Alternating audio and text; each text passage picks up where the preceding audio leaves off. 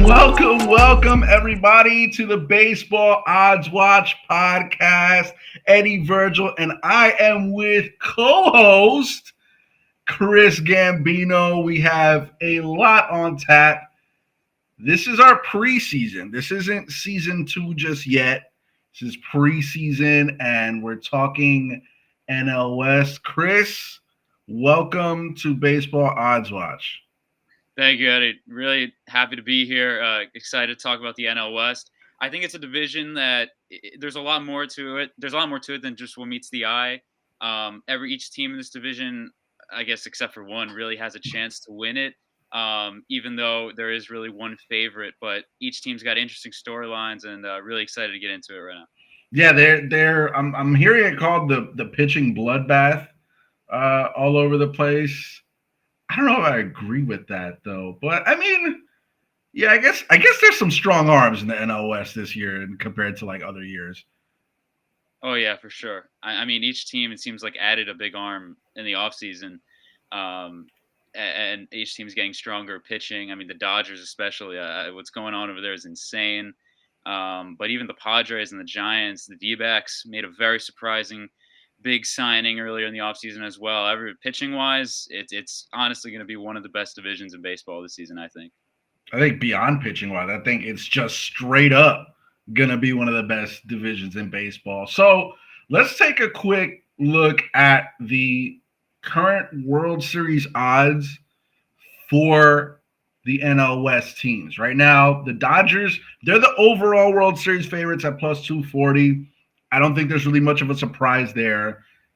The Padres, they're 10th favorites. So the NL West goes from 1 and then all the way to 10. They're plus 2,600s. The D-backs, third favorites to win the World Series out of the NL West, but they're 15th overall favorites. So dead center at plus 3,200. Then there's the Giants, who you mentioned. They made a pretty big move too.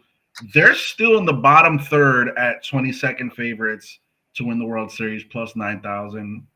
And then there's the Rockies, who are just they're bad, but they might have the right idea. I'm not gonna lie. What jumps out at you for the World Series odds? Well, for me personally, Eddie, it's the Padres being 10th favorites. They didn't have the best offseason, as we'll talk about very much throughout the rest of this podcast. But this is a team that made the wild card last season. And just a few months ago, when they were in the playoffs, a lot of people, including myself, thought they were going to be the ones to knock off the Dodgers in the NL bracket. For So sure. things were going so well for the Padres just a few months ago, and all of a sudden it feels like a dark cloud is just over San Diego. But still one of the best rosters in baseball. Still one of the most dynamic, youthful, energetic teams. They made a big move in Nick Pivetta. I think 10th as favorites for them is just a little too low. I think they deserve to be a little higher, especially looking at some of the teams ahead of them. I think the Padres are really a team that could compete in the NL next year. So you think the Padres are the more underestimated team in the NL West for the World Series? I go Diamondbacks. I get it, right? They weren't the same Diamondbacks last year that they were the year before. That happens though. Neither were the Rangers, and no one seems to be super underestimating what the Rangers can do, right? Neither were the Astros, and no one seems to be underestimating what the Astros can pull out of a hat. But I look at the Diamondbacks, and I agree with you in some lights about the Padres, but I look at the Diamondbacks. So when it comes to the divisional odds, Dodgers, again, clear favorites, right? But let's start from the bottom because we're going to talk about the Dodgers first. Favorites are the Rockies again, plus 50,000. I mean, those are pretty much impossible odds. I don't necessarily think it's the worst thing, though. I keep alluding to that point. Then it's the Giants, fourth favorites at plus 3,700. The D-backs at plus 1,000. Padres at plus 950. And the Dodgers at minus 650. So we will start by jumping in on the Dodgers. 98-64 in the regular season last year. They won the NL West easily. They were the world champions. Ohtani won the MVP. Freeman was the World Series MVP. But beyond that, right? Because already they had a great case to be favorites to repeat their championship. Then they go and get Blake Snell, Roki Sasaki, Kirby Yates, Kike Hernandez, they re-sign him. Teoscar Hernandez, they re-sign him. Tanner Scott, Hee Sung Kim from Korea, Michael Conforto, Tommy Edman gets an extension, and they re-sign Blake Trinan. But they did lose Drag Flaherty, Gavin Lux got traded, Walker Bueller. Are they going to miss any of those guys in all reality? Absolutely not. Absolutely not. The rich get richer, Eddie. I mean, it's absolutely it's insane. It's really insane. Blake Snell is one of the best pitchers in baseball. He's been that for years. I'm going to be honest with you, Eddie. Until you put it here in the rundown, I forgot they signed Kirby Yates. That's how many moves they made. I mean, this guy was an all-star last year. Tanner Scott, also an all-star last year as well, and they also steal him from the Padres. Roki Sasaki, at that point at the end of the season, seeing all the things the Dodgers did, decided to just join them because they're really the place to be at this point in the league, right? They're the best team in all of baseball. They're the place everyone wants to go to. I think the front office deserves a lot of credit with what they're able to do in recruiting this talent because right, everyone talks about with the Dodgers is the deferred salaries, right? Yeah, the contracts. Every contract is deferred with them. And I always say that if every team could do it, everyone would do it. And the Dodgers are the only team doing it because they're the only team that can. Because they've created an environment and a culture there where everyone wants to go there, right? Shohei is giving up really a lot of money for the next 10 years just so he could play in LA and win championships with the Dodgers and allow for them to go out and bring other talent in like they did last offseason with Yoshinobu Yamamoto. So they go right back to work and they bring in Blake Snell and they bring in all these other all-star relievers and everyone else that they re-signed because they wanted to be in LA, right? These guys are here because they want to be there. They're not there for the money. And I think that's something you can't really say about a lot of other teams. Yeah, I mean, any other team, if you're a fan of any other team, which I'm sure me and you are, you can't be mad at it. You're only mad that your team isn't doing it. You're mad that in quote unquote theory, the Dodgers are getting away with it, right? But they're not doing anything wrong, right? Deferred contracts have been here this whole time. The Mets are still paying Bobby Bonilla. Like, it's been there. It's a horror story in the long run for a lot of teams that end up paying guys that don't end up playing for them. Jason Bay, obviously, Bonilla. It's not a fun thing to think about up until the last 2 years.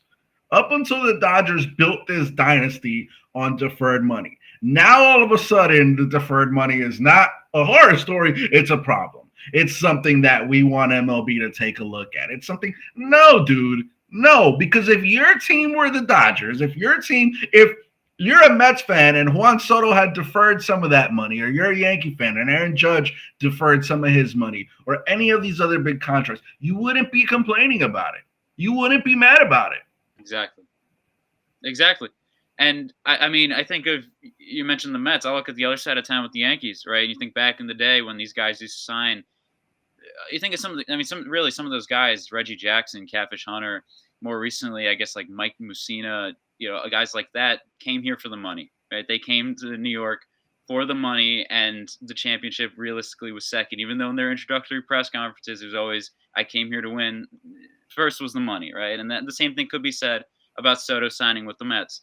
I don't think you could say that about Blake Snell. You definitely can't say that about Teoscar Hernandez because he turned down more money from the Blue Jays. Yeah. And at that point, right, he also played for the Blue Jays, so he's playing in two former teams he played for. He chose the Dodgers over the Jays. Tommy Edman also signed an extension, which was really a team-friendly extension because he wants to be in LA. These guys want to be Dodgers, and that's more important than just having a stacked roster, is having a roster of guys who want to play for your team.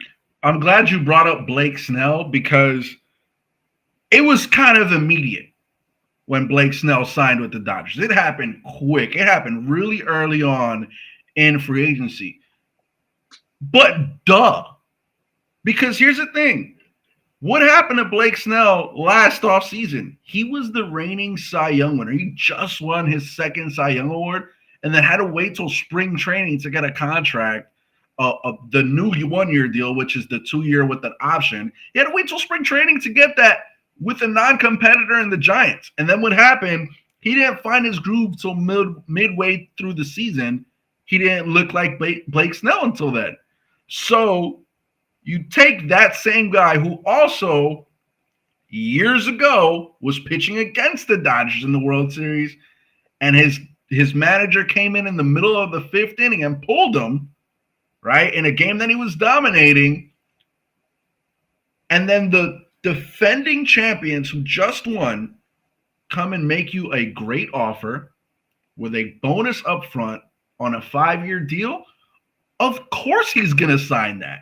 It made nobody can be mad. I keep saying it. Nobody can be mad. You're just mad your team didn't jump at it first.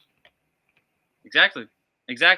And I'll also give more credit, right? Of course, Blake Snell, right? It's obvious that he wanted to get his free agency out of the way, especially compared to last year. But I give credit to the Dodgers because again, this is a plan that they've worked out for years. That's all coming to fruition, and it's incredible that how well it's worked out for them. And this is just another piece of that puzzle. Is they see Blake Snell, this excellent lefty pitcher, which they needed, this guy who, right, they steal from a competitor or a rival of theirs in the Giants, but they see that he's trying to get his free agency out of the way, and they pounced on that.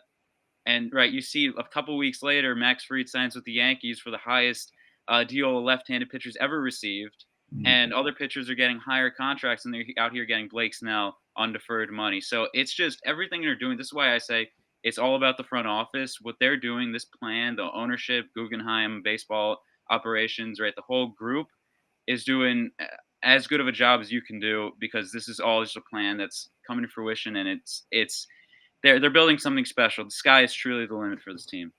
Look, even though this roster is super stacked, they do have some questions though. Like, I think the first one that comes to mind is who's the 5 man rotation?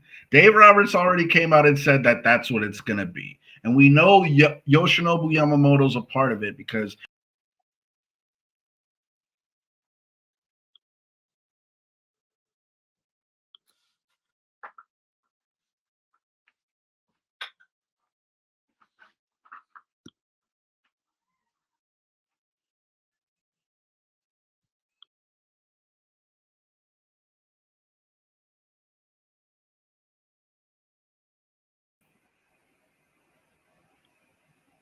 I lost you there for a second.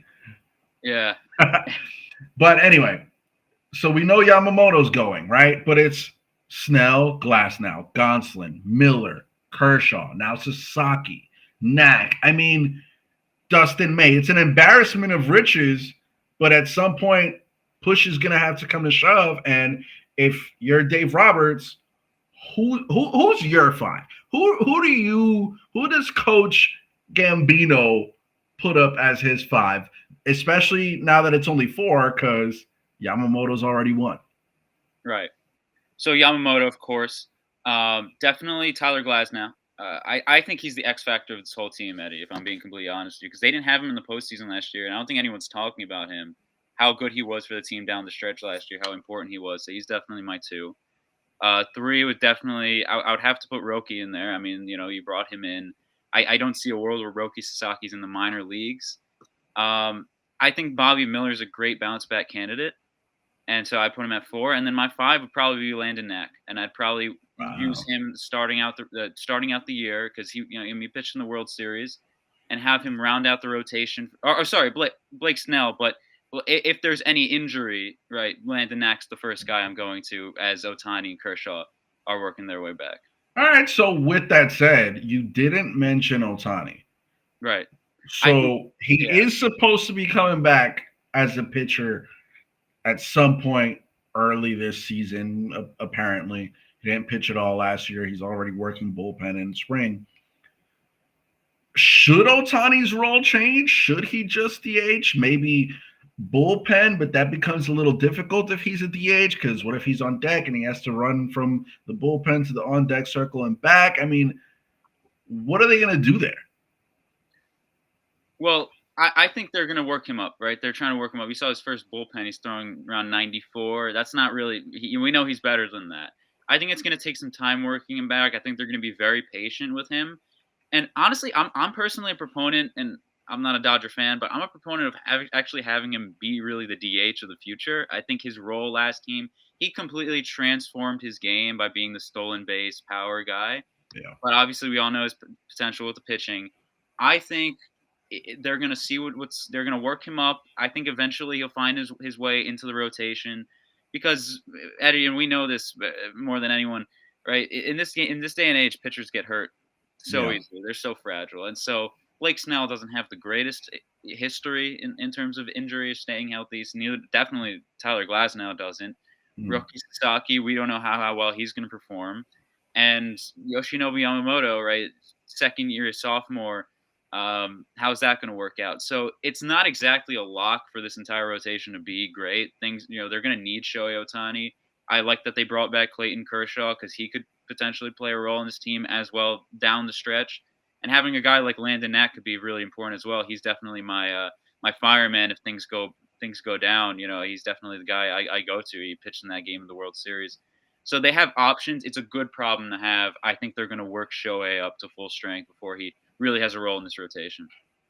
Yeah, and on top of that, when you look at the line, when you take a look at the lineup, you've got some questions defensively too, because there are three very good multi-positional utility men on this team. One of them's Mookie Betts, who's a future Hall of Famer, and you had him playing shortstop up until the end of the season.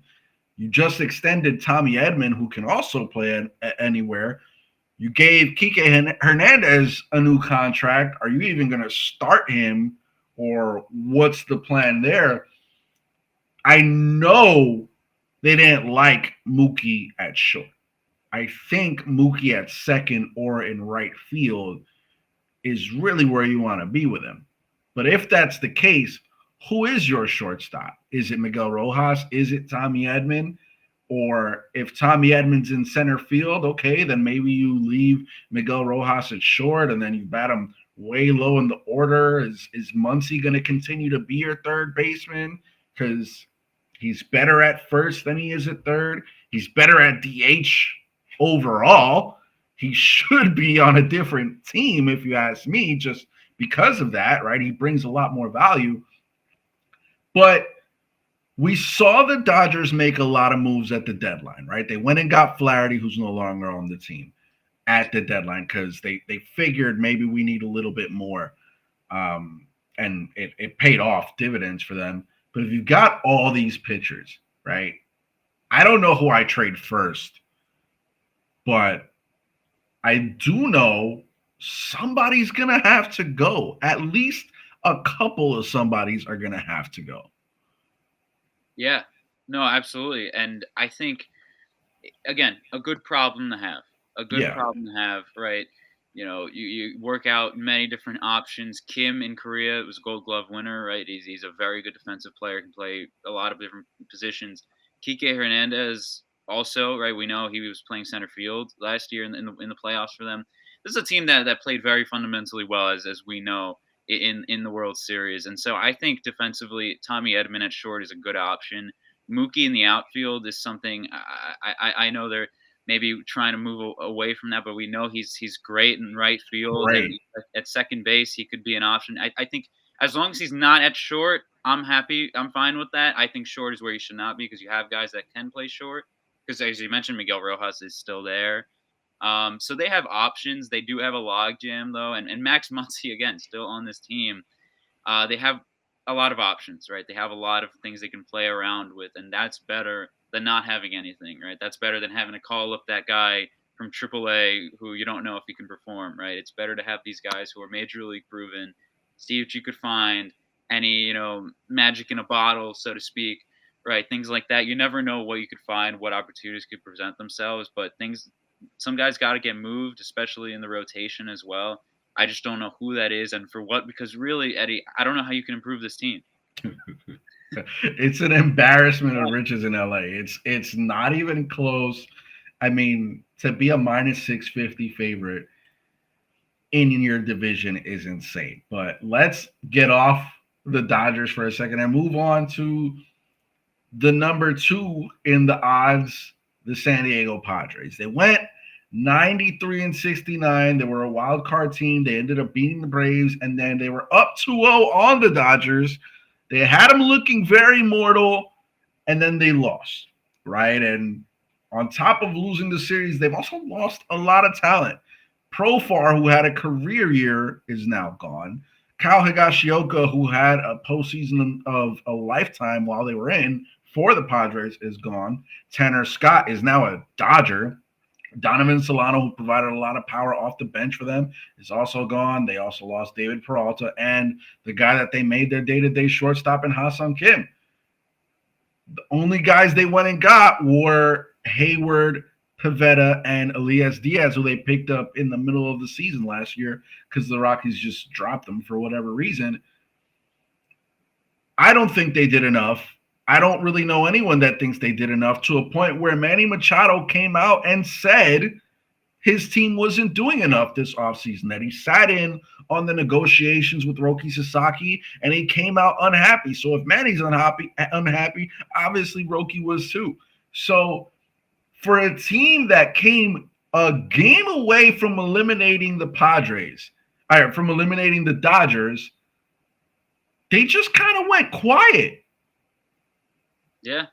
No, and totally. And there are many different reasons for that. I think the main reason, and we won't really talk too much about this, but there was an ownership dispute going on behind the scenes of the Seidler family, and it's not great. I mean, you heard the rumor. I don't think this is happening anytime soon, but the possibility of even relocating the team if a certain family member gained ownership. It's just not what you want to hear as a fan. It's not what you want to hear as a baseball fan in general. It's definitely not what you want to hear as a Padres player. But that really hurt a lot of their off-season plans, and that was actually a major reason why Roki chose the Dodgers. It's not hard to choose the Dodgers over the Padres, but if there was any reason, it was the dysfunction going on in the ownership of the San Diego Padres, which you don't want to hear, because this is a team that, right, Peter Seidler created great things in San Diego. He made a lot of people's dreams come true. He made the team become a postseason contender for the first time in a while.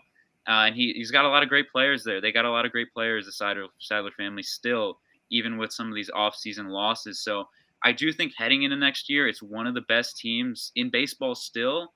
But I am a proponent of, if you're not getting better, you are getting worse. And really, the only impactful signing they made was Nick Pivetta, and I don't know how impactful that is to compete with the Dodgers and Giants.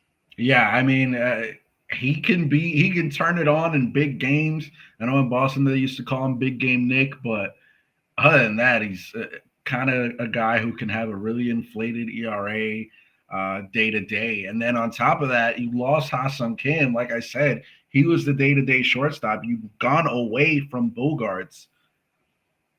Is he the day to day shortstop? I mean, I do want to say, before we get to the shortstop question, it's not a bad team still, right? You still got Michael King and Cease. You still have Tatis Jr. and Manny Machado, along with guys like Cronenworth. But it's not the team that I'm sure they want to have at this point. Yeah. Considering what happened. And then you do get to that question of who's your shortstop, because you didn't want Bogarts there. So you left Kim there.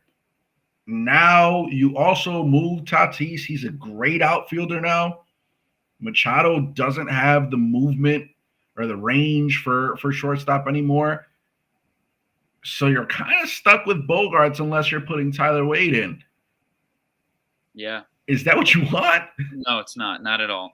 But it might have to be the direction that they go. It might have to be Bogarts back at short. Listen, there's always the trade deadline. There's always possibilities there, but then again, there's a good chance that this team could be looking on the other side at the trade deadline, maybe selling off some pieces.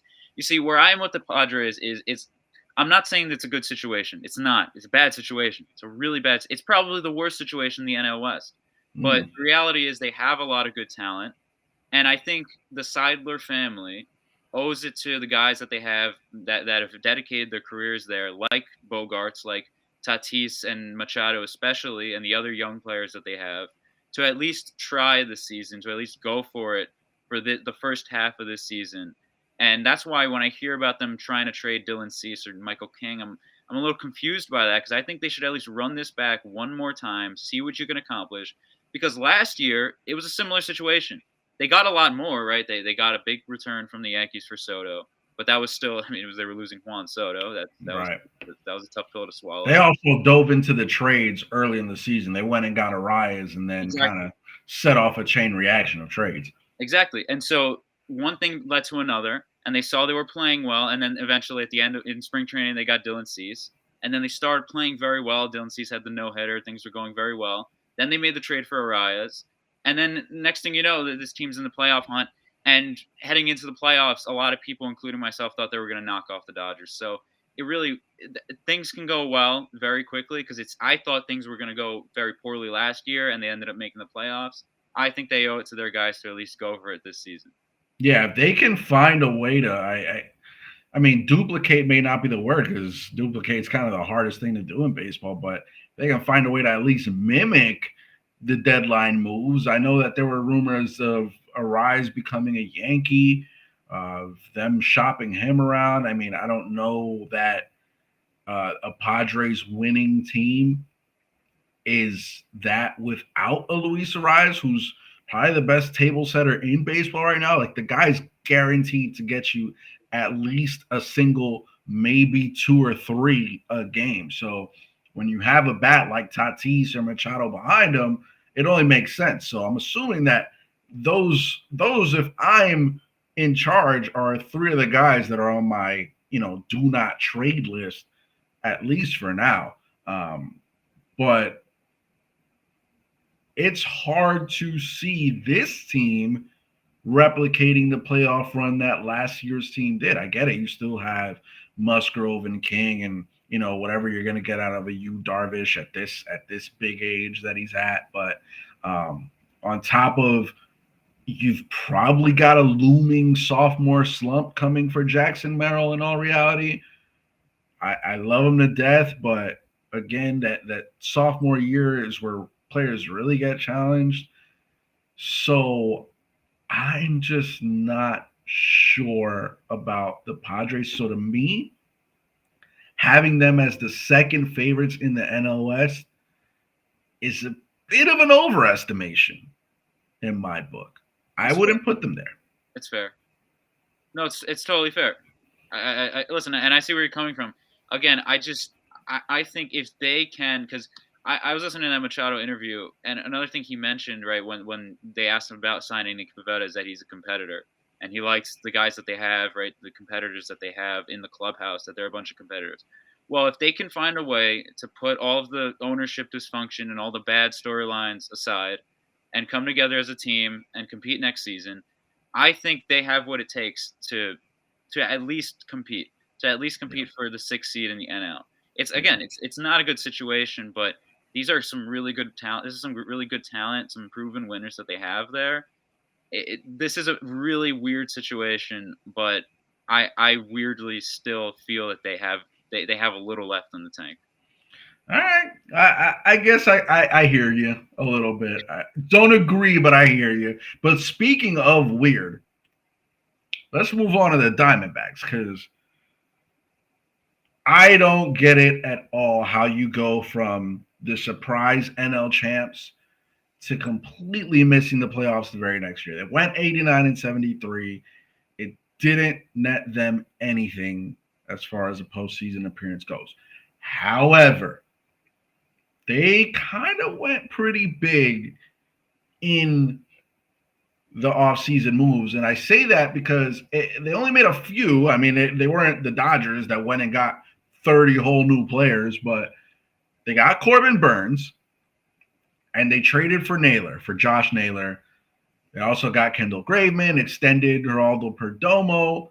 And again, they lost Christian Walker, but you supplemented with Josh Naylor. Lost Paul Sewald, lost Josh Bell, lost Jock Peterson. But this team is still young, dude. I mean, it's still the Corbin Carroll, Ketel Marte, Geraldo Perdomo, Gabby Moreno. And then you add a guy like Josh Naylor, who's not only dynamic, but he's intense. And Yeah. you bring intensity to a young team. I mean, that's kind of what Evan Longoria had brought to them when he got signed and they went to the World Series. And then you look at the rotation. I mean, it's the same one, right? You just added another ace in Corbin Burns to be the bumper for Zach Gallen, for Merrill Kelly.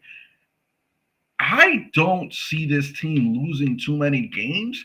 The only question for me for the D-backs is the question for the entire National League West, which is also, I would say, maybe even the question for the entire National League. How many times are you going to be able to beat the Dodgers? Because that's what your season's going to unfortunately come down to by virtue of just being an NL West team. But when I look at the National League West and we look roster by roster, team by team, the D backs, if anyone, have the chance. I mean, if you get guys on base on this Diamondbacks roster, right? You get a man on first.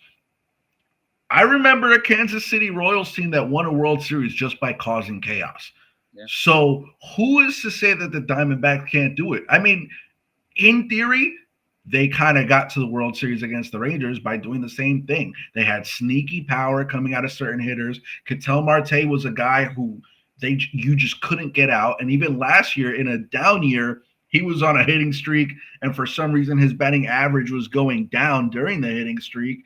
But that's how good he is, that he gets a hit per day and his average still goes down a bit. I mean, you got down years out of all these guys. Okay, those down years are now out of the way. They know what the goal is this year, though. And they're not looking or making moves like a team that's just giving up and letting the Dodgers have this division. Not at all. I think this is going to be the toughest battle for the Dodgers game after game. And I don't see the Diamondbacks losing more games than they're going to win. And I don't see an 89-73 missing the playoffs. I don't see that as the story for 2025 at all. Right, and in a National League that's so wide open, Eddie, or so many teams competing, right? The Diamondbacks are really one of the true elite wild card contenders, and I hate to say that because the Dodgers, unfortunately, the division they're going to win the division. I'm sorry, they're the best team in baseball. It's going to happen. But if anyone can do it, if anyone can knock them off, it is these Arizona Diamondbacks. It's all great vibes, right? They weren't even really considered by many to be a favorite for Corbin Burns. I thought he was going to San Francisco. Instead, a couple hours later, you find out he's going to the Diamondbacks. And right, he had that quote to Torey Lovello, "Let's go win a blank ton of games." Right? That's what you want to hear from your guys. That's what you want to hear from these guys. Yeah. Corbin Carroll we year last year, but we know who he is. We know the talent he is. He's gonna be here. So is Ketel Marte. These guys are gonna be here. They may as well go out and win at least 90 games next year and make the playoffs, right? Because these are their guys, and they just improved to a good team last year.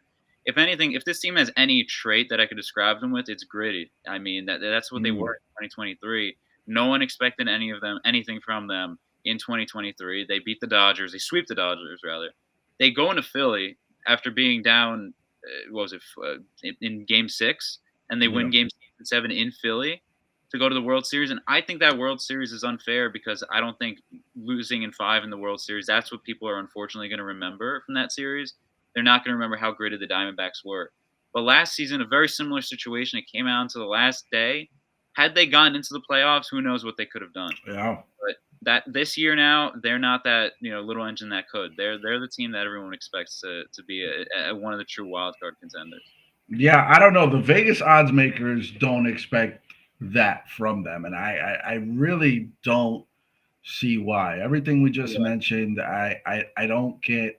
I feel like they're severely underestimated, and if the league is looking at the Diamondbacks the same way that these odds makers are, then they're gonna they're gonna underestimate the wrong team. I mean, you mentioned that World Series appearance and how they got through these other teams, and it was gritty. I say high energy, and I say they knew last year something wasn't going right and they tried to turn it on. They just missed it. It came down to the Mets and Braves and they were playing against each other. I mean, it was probably just not going to happen once that happened, right? But you add a firecracker like Josh Naylor forget about the bat in the lineup because that's great too. But you throw him in that locker room for a team that wants nothing more than to prove everybody wrong, and then you throw a guy like Corbin Burns, who's everyone just has this idea of him that he's one of these pitchers that runs out of gas toward the end of the season and isn't a guy in the playoffs. I mean, the Diamondbacks were the ones that shelled him the last time he was there. I don't see a lot of teams being able to beat this team because I just feel like they're going to be underestimated. Yeah. No, totally agree. And I think they're one of the weird situations that I think the Vegas odds almost don't even apply because I don't think the Vegas odds take really into account the grittiness again because they were never the favorite in 2023, and they weren't the favorite in any of those playoff series that they ended up winning. They definitely, I don't think I don't know exactly where they were listed, but I don't think they would have been the favorites to win the World Series when they were in it against the Rangers. I don't think they were favorites to really. I guess their best bet with the odds last season or was last season. I guess with the odds because they had just been in the World Series, but even then, I can't imagine they were listed very high. So this is a team that's always had the odds stacked against them, and they've constantly proven time and time again that they can at least compete, that they can at least fight. And I think that's one thing you can't deny about them. They're bringing in a winner or a real competitor in Corbin Burns, who was great for Baltimore last year, and we know what he's done for Milwaukee. And they're bringing in Josh Naylor, who's probably as good of a replacement as you could find for Christian Walker, who was a very underrated player for a long time for them. And they got some great talent over there. You mentioned Marte and Carroll and even Gabby Moreno behind the plate. They have some really good players. They have an excellent rotation.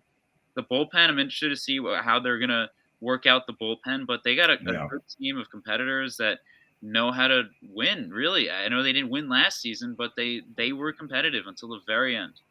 Yeah, I mean, Torey Lavello's got like a really good challenge of who's going to take the ball game one, day one between Burns and Gallen.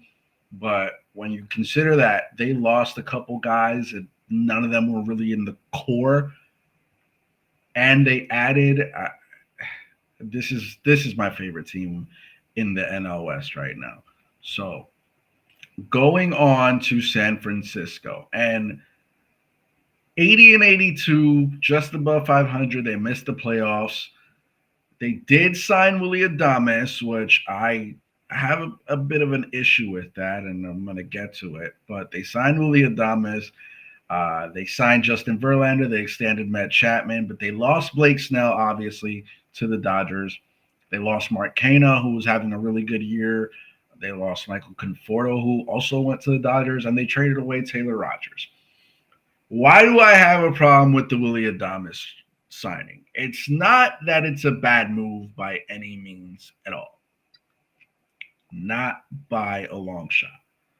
My problem goes back to last year. I'm a huge Brandon Crawford fan. I've been a huge Brandon Crawford fan. And last year, they didn't even extend him any kind of offer. They decided, no, we're going to move away from you. Uh, and we're going to go with Marco Luciano at shortstop. He's the future of this organization at shortstop. And they let him go. And now Brandon Crawford is retired, and he retired as a Cardinal, which just doesn't sit right. He wore the black and orange his entire career. And now you go and sign Willie Adames. So clearly the Marco Luciano experiment didn't work out. And now Buster Posey's president of baseball operations over there. And there's no ceremony loading for Brandon Crawford. There's no like anything honoring Brandon Crawford that I've heard in the wind. And the reason why I'm talking about it is because let's be real here. The odds for the Giants are very low, plus 3,700 for the division, 22nd favorites, bottom third to win the World Series. I don't really think I'm okay writing them off this year. I get it. It's the Giants, and they've been written off before and then snuck in and won the division, snuck in and gotten into the wild card. I don't think that happens this year. I think there's something very questionable going on in San Francisco, kind of like is being brought to like in San Diego, but I think there's a behind the curtain issue in San Francisco. How many players the last couple of years refused to sign in San Francisco? We remember the arson judge incident. We remember Carlos Correa. Now Adamas finally went there and maybe he broke that curse, but there's something wrong going on in San Francisco. Totally. And I think all you got to do is look at the record, really. I mean, they've been as mid as can be, and they randomly had a 107 win season in 2021, which is still like that's got to be studied. It's still one of the craziest things that I've ever seen happen on the baseball diamond. Yeah. Or it happened 107 times, but that team competing. I mean, that we could be talking about that team as potential World Series champions if a couple of things go their way in that Game 5 against the Dodgers. That's how good that team was that year. It's insane. I really they're one of the weirdest situations in all of baseball because they're constantly at the forefront of these free agent signings, and I just think it's all unfortunate why these guys haven't signed there, right? Judge wanted to be a Yankee.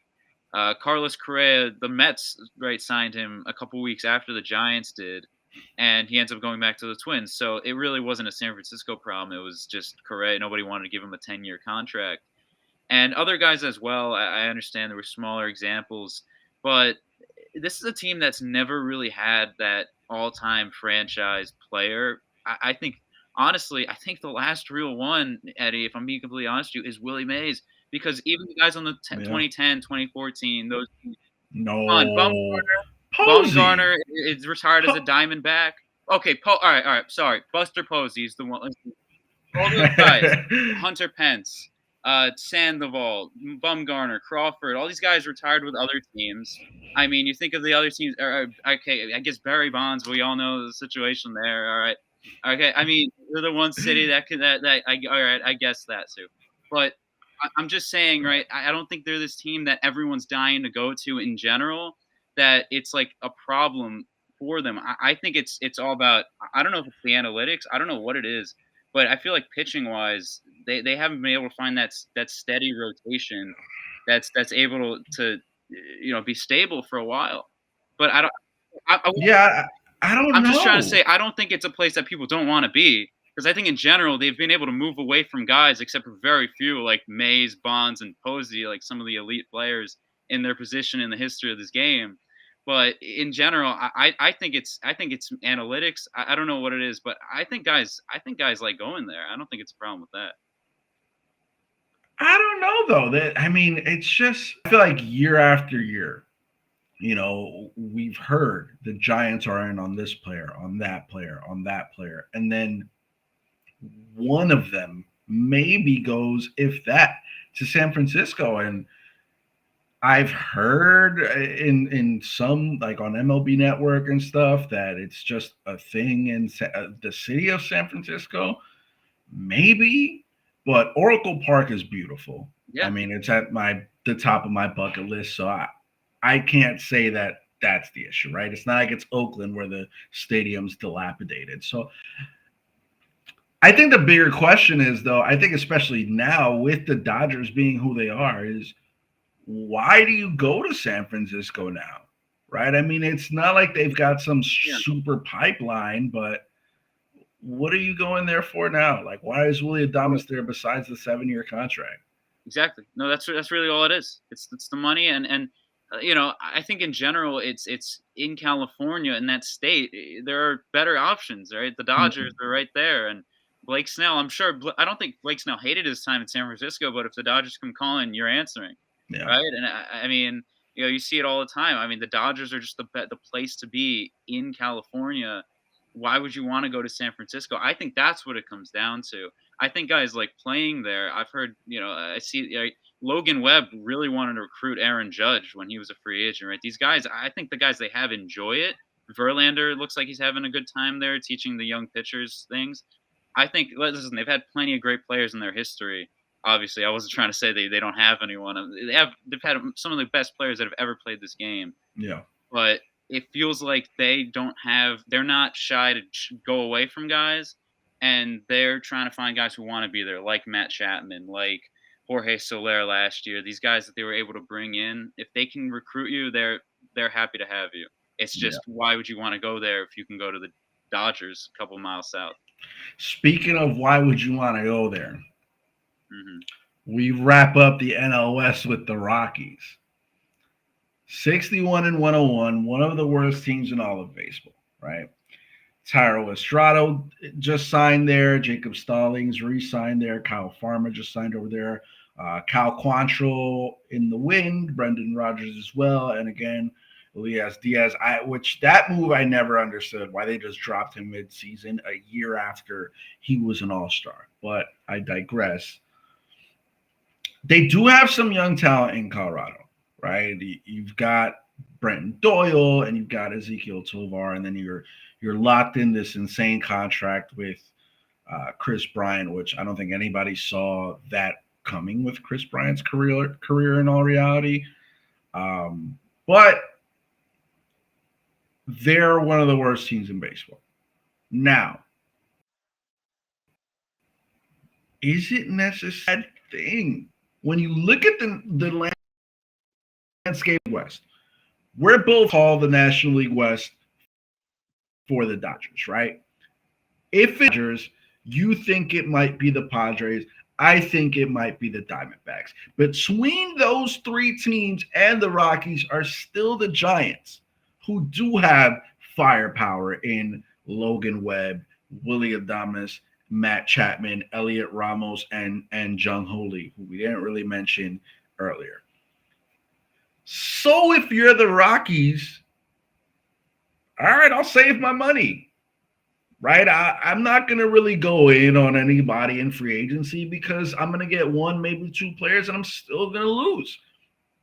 I'm not going to make these trades for these big names because they're going to come over here and they're going to become Chris Bryant. They're just kind of going to waste away, right? Lucky for Colorado, I mean, at least the stadium's a nice tourist destination because it looks beautiful on TV. It's also at the top of that bucket list of stadiums, but it's weird to say and it's weird to think, but if there were ever a time to be the worst team in your division, like I said in the 30 teams in 30 days, it's right now with the Rockies. I agree. I totally agree with that. And I think honestly, this statement, it's not such a bad thing. That's totally correct. I view it from another perspective because the guys that they have, the young players that they have, aren't playing with a whole lot of pressure, right? They can go out and do their thing and not have any pressure on them. They're not doesn't we're living in a world in baseball where some of these great teams might not make the playoffs next year because how much great talent there is in the National League. And it's speaking solely of the NL West. The Padres are a very good roster. They may not make the playoffs next year. Same thing with the Mm-hmm. Giants, a good team. They may not make it because of how tight it is. Only 6 teams can make it in, and the Dodgers are definitely one of them. So it's definitely a great time to be a bad team. And they're not entirely tanking, right? Because they're trying to find those youthful options within the organization. Ezekiel Tovar, Ryan McMahon, Brenton Doyle, just to name a few, right? Nolan Jones, other guys. They're Yeah. constantly trying to find these guys to fit into other positions. Their outfield is not fully set. They're still trying to find guys in spring training. That's what spring training is for, is to find these guys. They're not going to be good next year. They're not. That's the No. reality. Everyone knows that. But it's there's as you mentioned, there's no point in signing guys. I forgot Chris Bryant was there because he's become completely irrelevant. It's unfortunate. It's really unfortunate. I have no idea. I mean, you want to talk about guys only going to San Francisco for the money. San Francisco would have had more aura for Chris Bryant than Colorado. He went there Mm. solely for the money. So there's no point in signing guys to free agent contracts. See what you have in the organization, and listen. Try to compete. Try, but that's really it. And see what you can do next season. Just keep trying, and eventually you'll run into a good core, and you'll build around that core. Look, that young core, that Brenton Doyle, Ezekiel Tovar, um, guys like that, they're under contract for a while. They're under roster control for a while, which means that when they hit their peak and they're in that last year of their contract, the Dodgers very likely, hopefully, will be fizzling out, which means there's two things that could happen for the Rockies when the timing lines up, right? And when we end up talking about the Orioles, that's going to happen a lot sooner. But One, start re-signing everybody because they're going to be a force to be reckoned with. Or two, if the Dodgers are still as competitive as they are now, where they're still this dominant team 5 years from now, 6 years from now, you've got the most trade bait to completely revamp your farm system to when the Dodgers aren't that good, you're going to be a force to be reckoned with. So, I mean, you may not like to hear this if you're listening and you happen to be a Rockies fan, but your suffrage is one that's going to come with gold somewhere down the road. You know you've struck gold with some of the guys that are playing on your team right now. You know they're great, right? You just don't have a competitive team, sure. But either you're going to reset in a great position or you're going to be in a great position. Yeah, totally. And listen, I think of because when they were rebuilding the Orioles, when they were rebuilding, I was such a big critic of that. Because even though, all right, I'm a Yankee fan, I'm not ashamed to admit that. Right, when Right. they were bad, the Yankees were able to feed off of that, and that helped the Yankees win the division in 2019. But as a baseball fan, I wasn't a fan of that because they were tanking. They were Mm, tanking. They were keeping their young guys in the minor leagues and throwing out real just trash year in and year out, yeah. losing 100 games. That's not what's going on right now in Colorado. Is they're giving their young guys the opportunity to prove themselves and try to strike gold at the end of this tunnel. Because listen, as much as I'm somewhat high on the Padres next season, that end is near. That's not going to Mm, go well. If things go wrong there, that's going to be a rebuild. The Giants eventually, right? That's they're not. I don't know. I don't think anyone's really viewing them as the top team, as a top team next year. Arizona's a young team. They're going to be good for a while, and the Dodgers don't look like they're stopping anytime soon. But still, that's two teams you could leapfrog over the next couple of years if you just wait it out and see what you have within the system. So overall, I think for bad teams in baseball, they're probably the best situation out of all of them. mm. I agree.